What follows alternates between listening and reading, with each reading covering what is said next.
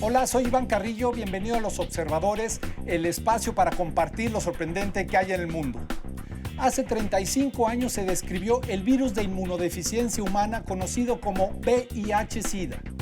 Hoy vamos a platicar con el doctor Juan Sierra, director de la clínica de VIH del Instituto Nacional de Ciencias Médicas y Nutrición. Él nos explica de cómo a lo largo de los años aprendimos a controlar esta enfermedad y nos da un estatus de su tratamiento y prevención. Esto es Los Observadores.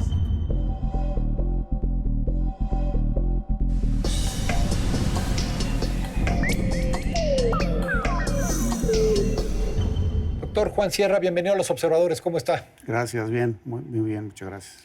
Los años 80 y 90, de pronto, una enfermedad está en todas las noticias, se habla de una epidemia terrible, la gente se espanta, hay muertos reales, se convierte en una tragedia, estoy hablando del VIH-Sida. Y luego, hoy, en el siglo XXI, la situación parece haber cambiado, parece que la conocemos mejor o parece que la tratamos mejor. Hábleme de esta enfermedad en aquellos años y hoy, en el México contemporáneo. Bueno, la persona que tenía esta enfermedad SIDA, la persona que tenía SIDA y todas sus consecuencias en esa época, pues tenía altas probabilidades de fallecer en un corto tiempo. Actualmente, una persona que es diagnosticada con SIDA puede tener mucho mejores expectativas de vida, incluso si la enfermedad se diagnostica en etapas tempranas, puede tener una expectativa de vida similar al de la población. Es decir, que si hoy a alguien se le diagnostica VIH o SIDA, podría tener, digamos, su ciclo vital como cualquier otra persona gracias al desarrollo de los tratamientos. Efectivamente, los tratamientos antirretrovirales han sido los que han hecho esta diferencia, que es enorme realmente. La mortalidad ha bajado significativamente a causa del SIDA en la mayor parte de los lugares. Mientras más temprano se haga la detección y se diagnostique el VIH antes de que la persona desarrolle SIDA, la expectativa de vida mejora. ¿Cuál es la incidencia en la población mexicana? Bueno, hay que tomar en cuenta, hay que ser un poco cautos con las cifras que tenemos, que manejamos, y saber de dónde vienen. La mayor parte de las cifras que tenemos oficiales, que se manejan en todos lados, son cifras que vienen de modelos matemáticos que la OMS ha promovido. La Organización Mundial de la Salud. Exacto, Okay. La Organización Mundial de la Salud ha promovido. Y que bueno, cuando es lo mejor que tienes, pues está bien, hay que usarlo, porque eso se usa. ¿Y esa cifra oficial qué dice de cuando no hay de suficientes México? datos duros? La cifra pacientes? oficial para México es alrededor de 200,000 personas que viven con VIH. ¿En su experiencia estaríamos hablando de esa incidencia de población? Bueno, ese es el número de personas que viven con VIH. Hablar de eso es, digamos, la población prevalente. Cuando hablamos de incidencia es el número de casos nuevos. El número de casos nuevos es... tenemos mucho menos información de esto y es una forma mucho más exacta de medir la epidemia.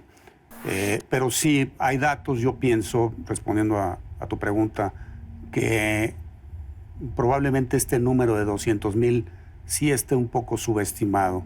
Lo que sí sabemos es que hay una gran cantidad de personas con VIH presentándose tardíamente a los hospitales. Muchas de las muertes en personas que viven con VIH todavía son por SIDA, por enfermedades de complicación, por el síndrome de inmunodeficiencia, lo cual en otros países ya no es así. Entonces aquí estamos hablando de que a pesar de que en los tratamientos ha habido un gran avance, digamos, farmacológicamente tenemos un logro que hoy permite una vida normal, una buena calidad de vida a un paciente, parece que en cuestión educativa, informativa y preventiva no estamos a ese nivel. Sí, efectivamente, tenemos una brecha que llenar. O sea, los logros que se han conseguido son incuestionables. O sea, actualmente con cifras bastante confiables. Hay más de 100,000 personas en México que reciben tratamiento antirretroviral, que está pagado por cualquier sistema de seguridad social del Que además Estado. son tratamientos caros, ¿no? Siguen siendo de... Tratamientos totalmente fuera del alcance de la mayor parte del bolsillo de la población, y muchas veces también no sujetos de cobertura por parte de seguros privados. Pero hablábamos de esta información, llega el paciente tarde. Me imagino que hay cuestiones psicológicas, cuestiones del estigma de la sociedad. ¿Seguimos arrastrando todo aquello que sucedió en los años 80? Desgraciadamente sí, desgraciadamente todavía hay muchos factores que nos cuesta mucho trabajo entender y que quisiéramos saber mejor de por qué hay tanto retraso en la presentación de las personas al tratamiento. ¿Será por falta de información del acceso? ¿Será por estigma? ¿Será porque la propia persona no se percibe en riesgo o simplemente tiene ese miedo a revelar su estado hasta que ya las cosas son bastante avanzadas? Muchas de esas cosas se necesita investigación cualitativa, investigación epidemiológica para poderlas entender mejor, y yo creo que hace falta eso. Hay sonados casos de éxito en relación al tratamiento y al combate de una enfermedad como VIH-Sida, por ejemplo, Cuba o Vancouver. Explíqueme esos ejemplos y qué deberíamos de hacer para imitarlos o siquiera para acercarnos a ellos. Bueno, en British Columbia, en uno de los hospitales principales de tratamiento de pacientes con VIH en Vancouver, muy recientemente declararon cerrado el pabellón en donde tenían internados pacientes con SIDA.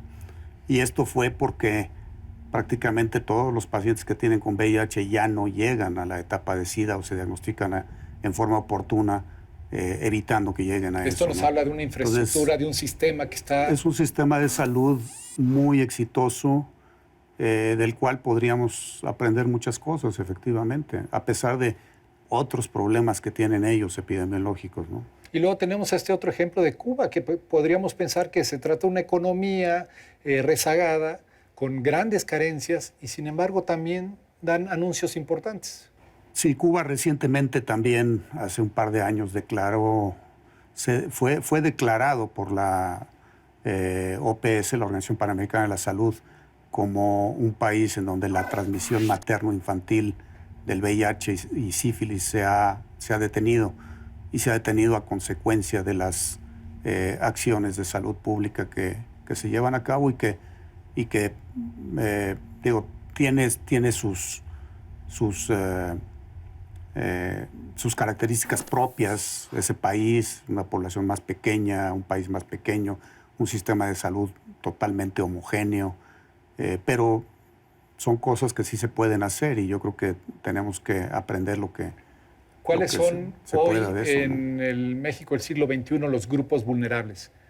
¿Arrastramos también la misma tendencia que en los años 80 o 90 se han creado nuevos grupos? ¿Qué es lo que... ¿Quién se enferma hoy? Yo creo que es difícil generalizar aquí ya tanto como lo hacíamos antes. Y además también la República Mexicana es muy diversa.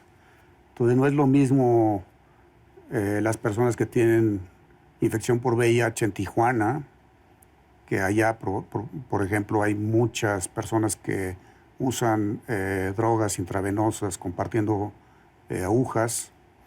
No es lo mismo en Chiapas, en donde hay una gran cantidad de mujeres en proporción a hombres. Probablemente el estado del país en donde la transmisión heterosexual es más importante. O la Ciudad de México, en donde la transmisión principalmente se da entre hombres que tienen sexo con hombres y sus parejas. Pero esas son generalizaciones que ya hoy no podríamos reflejar en una composición social diferente. Yo creo que sí tenemos que tener eso en cuenta a la hora de diseñar políticas de prevención y políticas de tratamiento, pero no hay que eliminar automáticamente grupos que también pueden estar en riesgo sin saberlo. Por ejemplo, mujeres. Nosotros hicimos un estudio recientemente en mujeres que viven con VIH y nos dimos cuenta que la mayor parte de ellas se enteraban de que tenían VIH porque a su pareja le diagnosticaban el VIH o porque un hijo era diagnosticado con VIH. 35 años de la caracterización del virus. Se cuenta una historia de éxito si la vemos desde la ciencia.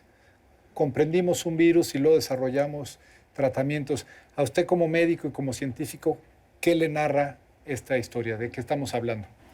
No, yo creo que hay muchísimas historias de éxito, muchísimas cosas que hemos aprendido, como dices tú, en cuestión de ciencia, de medicina, de epidemiología, salud pública, inmunología, virología.